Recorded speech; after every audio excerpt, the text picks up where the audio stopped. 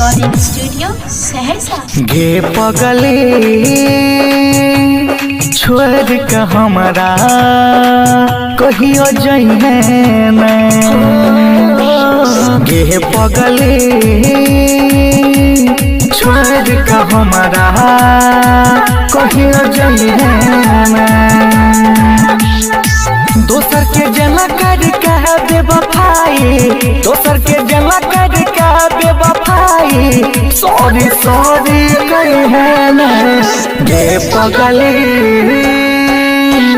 छोड़ के हमरा कहियो जइहे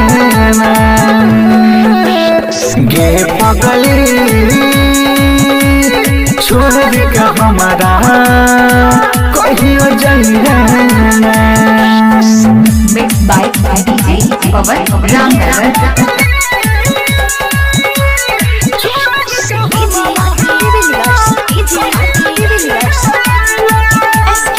रिकॉर्डिंग स्टूडियो सहरसा। तोहर प्यार में डूबल रहे जिया, तू ही लगे छी सच्चा गे दिल में तस्वीर तोरे टंगलिया, तू ही लगे छी अच्छा गे करी है लैला दहनी गे खत्म करी है कहानी गे दिह में एक में पानी गे पगली छोड़ के हमरा कहियो जइहे गे पगली छोड़ के हमरा कहियो जइहे। अभी आप सुन रहे हैं कुमार पवन ऑफिशियल की प्रस्तुति।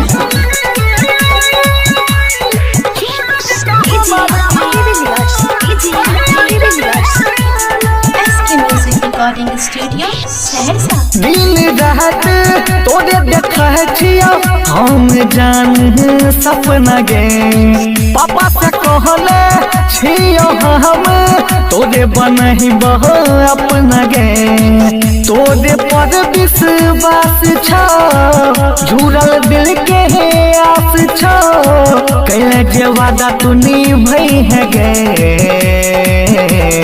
गे पगली छोड़ के हमरा कहियो जइहे गे पगली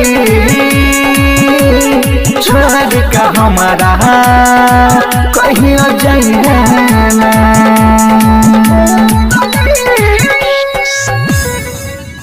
Mixed by DJ Pawan Ramnagar।